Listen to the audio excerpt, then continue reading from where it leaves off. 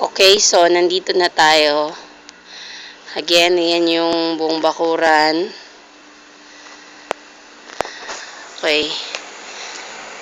This is a glass door. So, ito yung tanggapan ng bisita.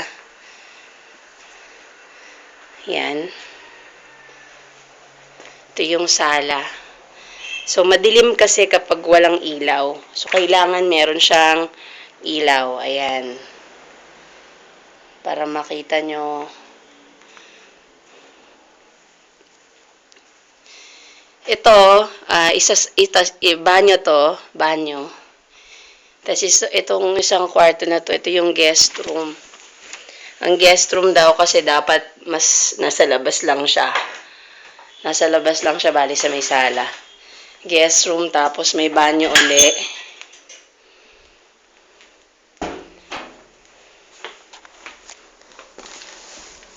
So, ngayon, punta naman tayo dito sa Honey, please open the courtyard gate. Ito yung dining area.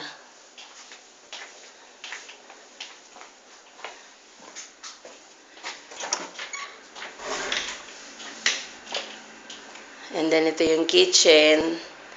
Ito yung daanan papunta rin sa may ministry area kasi dating garahe yun. Tapos, storage room. Daanan papunta sa likod, sa labas.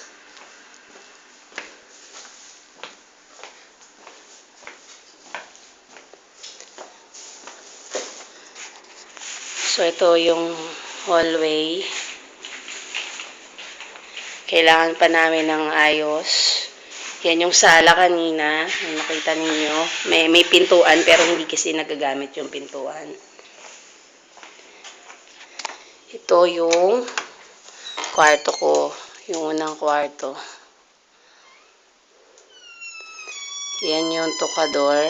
Naka-open yung tukador. Yan. Ito yung banyo. Okay. Pag sumilip ka sa labas, nakita mo yung kung saan ako nanggaling kanina.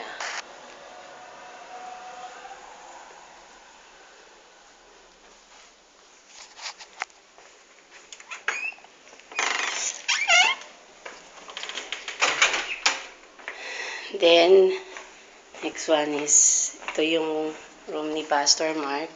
Open the door already, so why are you asking me to open it again? Wait, yeah. Okay, so yan, ito yung isang banyo.